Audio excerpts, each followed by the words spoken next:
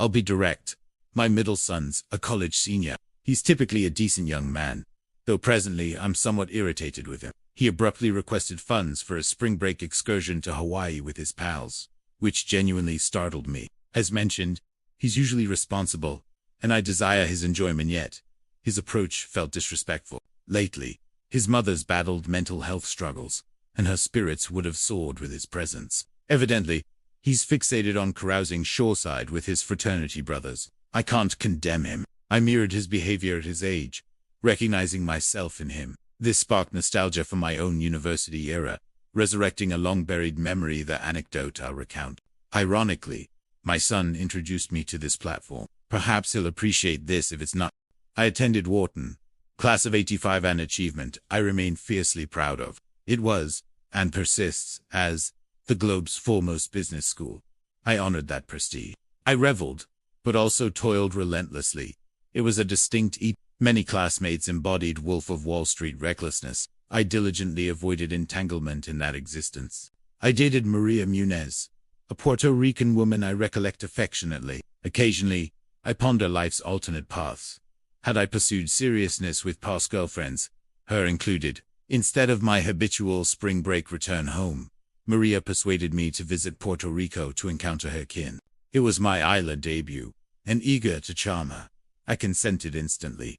That stated, anxiety consumed me. I dreaded blundering. Maria frequently jested about Puerto Rican families' candor, so I understood they already knew much regarding me. During junior year, however, I acted impulsively.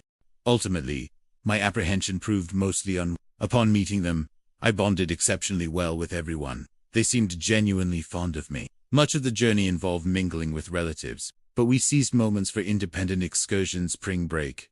After all, one outing trekked through El Yunque suddenly, America's solitary tropical rainforest within the National Forest System. Carlos, Maria's mother, transported and deposited us at a favored trailhead. Both mischievous, we exploited our non-driving status. The blueprint, Hikamaya vistas, and covertly savor rum weed.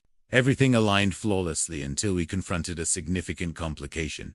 Our anticipated trail was shuttered. Flooding. Maintenance? Unclear. Maria grew deeply agitated. I soothed her, suggesting alternate forest trails. She resisted, insisting our chosen path was paramount. Others paled in how one trail dwarfs, others eluded me. But she stood firm. I'd learned the perils of debating her, so I inquired about alternatives.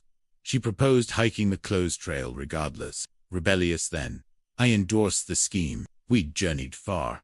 Some regulation wouldn't thwart us. Her glance sealed it. Ensuring isolation, we bypassed barriers and ascended the path, cackling foolishly.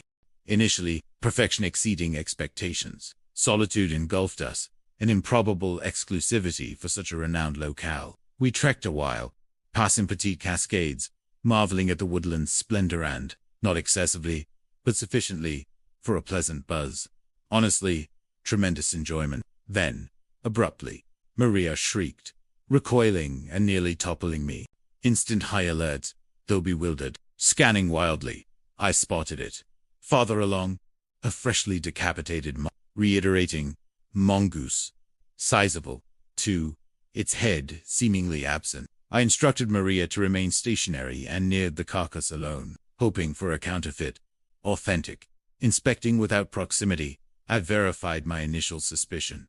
Its head was cleanly severe. The incision's precision indicated a blade wound profoundly unsettling. Worst, the corpse lacked odor, implying recent demise. Maria trembled. I reeled. I attempted reassurance with inanity.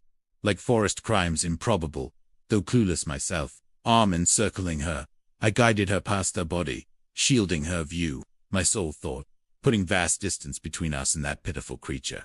We progressed silently. Despite distancing ourselves from the mongoose, the atmosphere dissolved. Adrenaline evaporated my buzz, souring my mood. Maria appeared exponentially more rattled. I doubted she derived any pleasure. She voiced commitment to completing the trail, yet her terror was palpable. I empathized. Hiking onward, I agonized over our discovery. It defied logic. Hunting legality there was unknown, but proximity to a pedestrian trail seemed illicit. Still, my sole rationalization. Why abandon the mongoose to decay? Unfathomable. Perhaps a hunter exploited the solitude, as we had. Uncertain. Maria and I hiked another mile plus. My encouragement futile. Eventually, she confessed discomfort and desired retreat. I didn't protest, though dreading revisiting that location, especially its effect on her. Nearing the Mongoose site, I told Maria to avert her gaze. She complied, bracing myself at the final bend.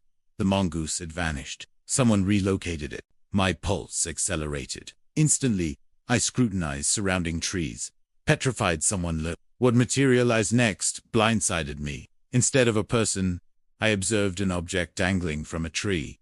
The mongoose, strung with twine, paws bound, revolting green fluid oozing from its form absent, earlier rotate, lazily in the breeze. I involuntarily swore aloud, prompting Maria to open her eyes. Witnessing it, she unleashed a harrowing, blood-curdling scream of pure horror. Before paralysis seized her, I seized her wrist and commanded, "Run!" We bolted downhill, avoiding mutual tripping. I positioned her ahead, glancing rearward, anticipating pursuit. Instead, an ear-splitting shriek echoed behind us, a woman's scream. Horrifying. It evoked an assault victim's cry. Maria faltered mid-stride.